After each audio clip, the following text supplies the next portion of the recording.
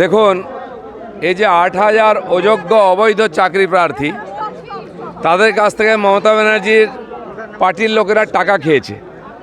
আর যে ১৮,০০০ বৈধ সরকারি চাকরি বা শিক্ষা বিভাগের চাকরি প্রার্থী, চাকরিহারা, তারা পুলিশের লাঠি খাচ্ছে। এটা হচ্ছে মমতা ব্যানার্জি, যারা চাকরি হারিয়েছে, কাল কি খাবে ঠিক নাই, তাদের বিরুদ্ধে একটু মানবিকতা নেই, তাদেরকে লাঠিপেটা করা হচ্ছে। তো এরা, এই সরকার এদেরকে ন্যায় দেবে এটা কেউ আশা করে না। ডাক্তারবাবু নমস্কার।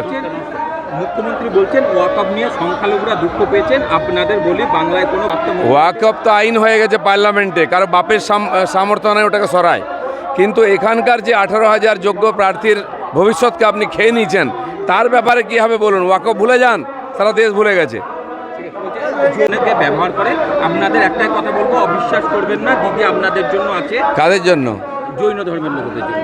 জৈন ধর্মের লোকেদের কোনো চিন্তা নেই, তারা নিশ্চিন্তে আছেন, শান্তিপ্রিয়। আর ভারতীয় সরকার, কেন্দ্র সরকার আছে সমস্ত ভারতবর্ষের প্রত্যেকটি ধর্মাবলম্বীকে তার অধিকারের সঙ্গে সুরক্ষিত করবে। অনেকে বলে বাংলায় বিভ্রান্তি। ইন্ডিয়া জোট পার্লামেন্টে কেন বক্তব্য রাখলো না?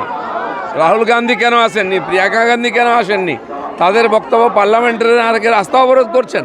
শাহিনবাগ আমরা জানি 1 বছর বন্ধ করার পরে বাড়ি চলে গেছেন। আজকে আর সিএ নিয়ে কেউ বিরোধিতা করে না, 370 নিয়ে কেউ বিরোধিতা করে না। কালকে ওয়াকফ আইন লাগু হয়ে যাবে, সবাই ভুলে যাবে। হিন্দু মুসলমান মুখ্যমন্ত্রী তোমায় জানায় ঠিক ঠিক ঠিক ঠিক।